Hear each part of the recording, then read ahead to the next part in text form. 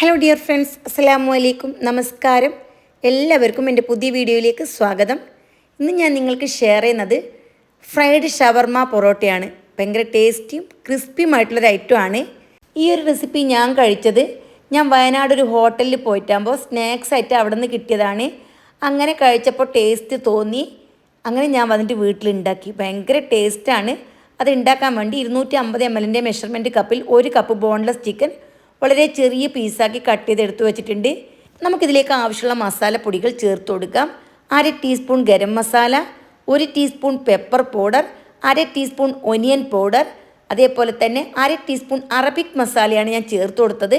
പിന്നെ 1/4 ടീസ്പൂൺ മഞ്ഞൾപ്പൊടി. ഇതിലേക്ക് 1 ടീസ്പൂൺ കസൂരി മേത്തിയും കൂടി ചേർത്ത് കൊടുത്തു.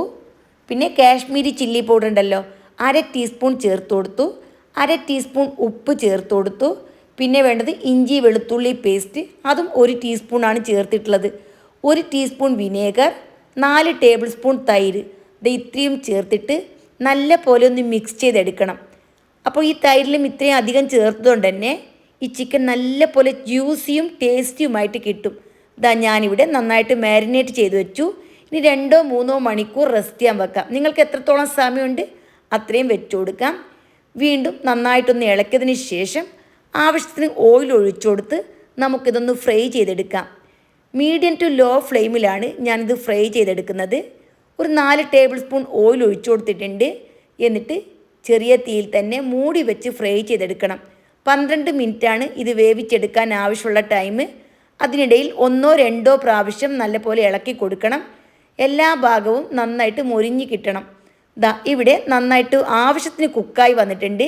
ഇനി ഫ്ലെയിം ഓഫാക്കി മിഡിൽ ഭാഗത്തൊരു കിണ്ണം വെച്ചു കൊടുത്ത് ഇതിലേക്ക് ചിരട്ടക്കനലോ ചാർക്കോളോ കത്തിച്ച് വെച്ചു കൊടുക്കണം.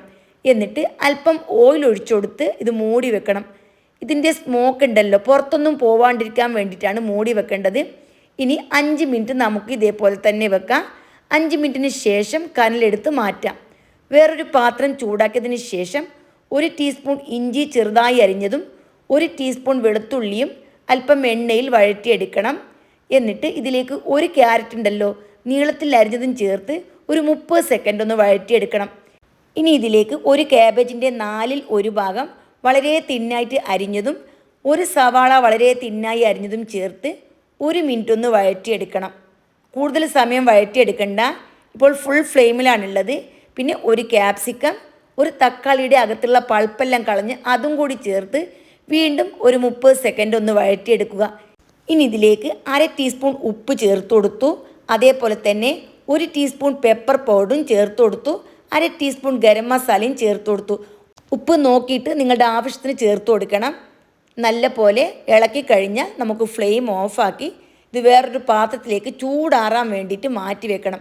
അതിന് മുമ്പായിട്ട് 1/2 ടീസ്പൂൺ വിനേഗറും കൂടി ഞാൻ ചേർത്ത് കൊടുത്തു. എല്ലാം കൂടി നന്നായി മിക്സാക്കിയതിന് ശേഷം ഇതൊന്ന് ചൂടാറാൻ വെയിറ്റ് ചെയ്യാം. നമുക്ക് ആ സമയം കൊണ്ട് ഇതിലേക്ക് ആവശ്യമുള്ള മയോണൈസ് സോസ് ഉണ്ടാക്കിയെടുക്കണം.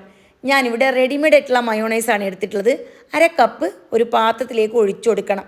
പിന്നെ ഇതിലേക്ക് ടേസ്റ്റിന് വേണ്ടി കുറച്ച് കുരുമുളക് പൊടി ചേർത്ത് കൊടുക്കുന്നുണ്ട്. ഇനി നിങ്ങൾക്ക് വേണമെന്നുണ്ടെങ്കിൽ മുളക് പൊടിയും ചേർത്ത് കൊടുക്കാം. 1/2 ടീസ്പൂൺ വിനേഗറും ചേർത്ത് കൊടുത്തു. ഹോട്ട് സ്വീറ്റ് സോസ് വാങ്ങാൻ കിട്ടും. ഇത് 2 ടേബിൾ സ്പൂൺ ചേർത്ത് കൊടുത്തു. പിന്നെ ടൊമാറ്റോയുടെ കെച്ചപ്പ് ഉണ്ടല്ലോ, 1 സാഷെ ചേർത്ത് കൊടുത്തിട്ടുണ്ട്.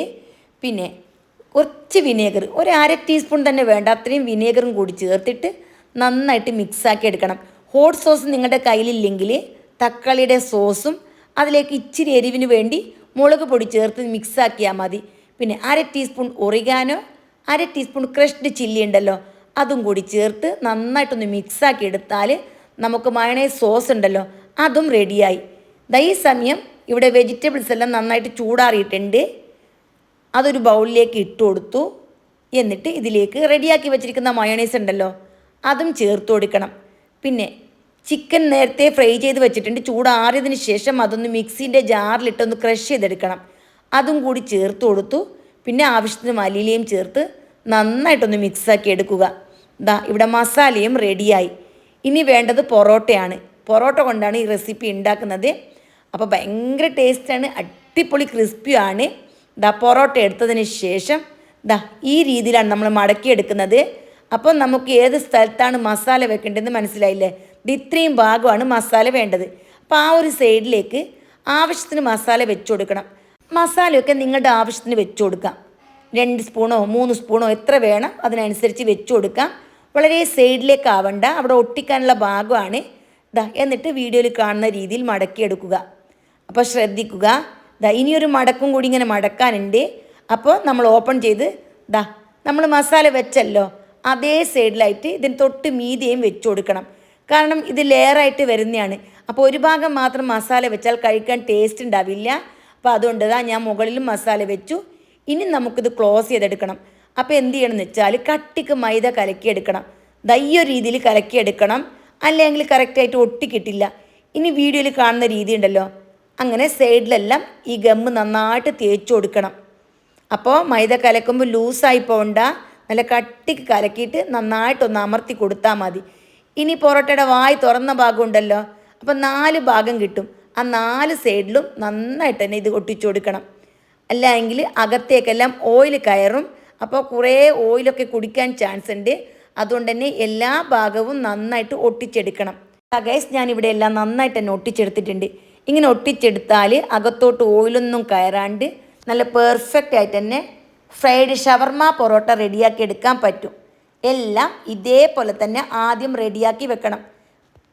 അപ്പോൾ ഞാനിവിടെ വെറും 3 മാത്രമേ ഉണ്ടാക്കുന്നുള്ളൂ. ഒരു 7 8 പൊറോട്ടയ്ക്ക് ആവശ്യമുള്ള ഫില്ലിങ് ഇവിടെ റെഡിയാക്കിയിട്ടുണ്ട്. പക്ഷെ നമ്മൾക്കിവിടെ 3 മതി.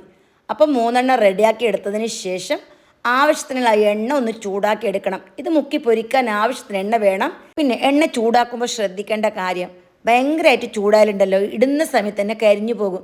അതുകൊണ്ട് തന്നെ ഒരു മീഡിയം ചൂടിലിട്ട് നമുക്കിത് 2 3 പ്രാവശ്യം തിരിച്ചും മറിച്ചും ഇട്ട് ഫ്രൈ ചെയ്തെടുക്കണം. എണ്ണയിലിടുന്ന സമയത്ത് മീഡിയം ചൂടും, ഇട്ട് കഴിഞ്ഞാൽ മീഡിയം ടു ലോ ഫ്ലെയിമിലും ആക്കണം. അപ്പോൾ ചെറിയ തീ മതി, വലിയ തീയൊന്നും വേണ്ട. കുറച്ച് ടൈം എടുത്തിട്ട് നല്ലപോലെ ക്രിസ്പി ആക്കിയിട്ട് ഇത് പൊരിച്ചെടുത്താലുണ്ടല്ലോ 3 4 മണിക്കൂർ ഇതേപോലെ തന്നെ ക്രിസ്പി ആയിട്ട് നമുക്ക് കഴിക്കാൻ പറ്റും. ഇപ്പോൾ നോമ്പൊക്കെ തുറക്കുന്ന സമയത്ത് കുറച്ച് മുമ്പേ ഉണ്ടാക്കി വെച്ചാലും ആ സമയം വരെ നന്നായിട്ട് ക്രിസ്പി ആയിട്ട് കിട്ടുന്ന ഒരു ഐറ്റമാണ് ഈ പൊറോട്ട ഷവർമ. എപ്പോഴും ഒരേ റെസിപ്പി കഴിക്കാണ്ട് ഇടയ്ക്കിടയ്ക്ക് ഇതിങ്ങനെ വെറൈറ്റി ആയിട്ടുള്ള റെസിപ്പിയൊക്കെ കഴിക്കുമ്പോണ്ടല്ലോ ഭയങ്കര ഒരു സന്തോഷമാണ് മനസ്സിന്. പിന്നെ കുഞ്ഞു മക്കൾക്കൊക്കെ ഉണ്ടാക്കി കൊടുക്കാൻ പറ്റിയ കിടിലൻ ഐറ്റമാണ് ഈ ഐറ്റം. പൊതുവേ മക്കൾക്കെല്ലാം പൊറോട്ട ഭയങ്കര ഇഷ്ടമാണ്, ഷവർമയും ഭയങ്കര ഇഷ്ടമാണ്. അപ്പോൾ രണ്ടും കൂടിയ കോമ്പിനേഷൻ ആകുമ്പോൾ ഉണ്ടല്ലോ ഡബിൾ ഇഷ്ടമാവും മക്കൾക്ക്. തീർച്ചയായിട്ടും നോമ്പ് നോക്കിയ എല്ലാ മക്കൾക്കും ഈ റെസിപ്പി ഒന്ന് ട്രൈ ചെയ്ത് നിങ്ങൾ കൊടുക്കണം. എന്നിട്ട് നിങ്ങളുടെ വിലയേറിയ ഉപദേശങ്ങളും നിർദ്ദേശങ്ങളും കമൻ്റായിട്ട് എനിക്ക് അറിയിക്കണം. ഞാൻ വയനാട്ടിൽ നിന്നും കഴിച്ച ഷവർമ പൊറോട്ട ഉണ്ടല്ലോ, അതിൻ്റെ ഫില്ലിങ് ഈ ടേസ്റ്റ് അല്ലായിരുന്നു, സാധാരണ ഒരു മസാലയായിരുന്നു. പക്ഷെ ഞാൻ അതിനെ ഷവർമാൻ്റെ ടേസ്റ്റിലേക്ക് കൊണ്ടുവന്നു. ഇതാകുമ്പോൾ എല്ലാവർക്കും ഭയങ്കര ഇഷ്ടമാവും. അപ്പോൾ ഈ ഒരു രീതിയിൽ നിങ്ങൾ കഴിച്ച് നോക്കുക. അപ്പോൾ എല്ലാവർക്കും എൻ്റെ റെസിപ്പി ഇഷ്ടപ്പെട്ടില്ലേ? പൊറോട്ട വേണമെന്നുണ്ടെങ്കിൽ നിങ്ങൾക്ക് വീട്ടിലുണ്ടാക്കാം, അല്ലെന്നുണ്ടെങ്കിൽ പുറത്തുനിന്ന് വാങ്ങുകയും ചെയ്യാം. ഇനി പൊറോട്ട നിങ്ങളുടെ കയ്യിലില്ല എങ്കിൽ കുബൂസ് വെച്ചിട്ടും ഈ റെസിപ്പി ഉണ്ടാക്കാം. പൊറോട്ട ആകുമ്പോൾ കുറച്ചും കൂടി ക്രിസ്പിയാണ്. അപ്പോൾ എല്ലാവരും ട്രൈ ചെയ്യുക. വീണ്ടും കാണാം. Bye bye.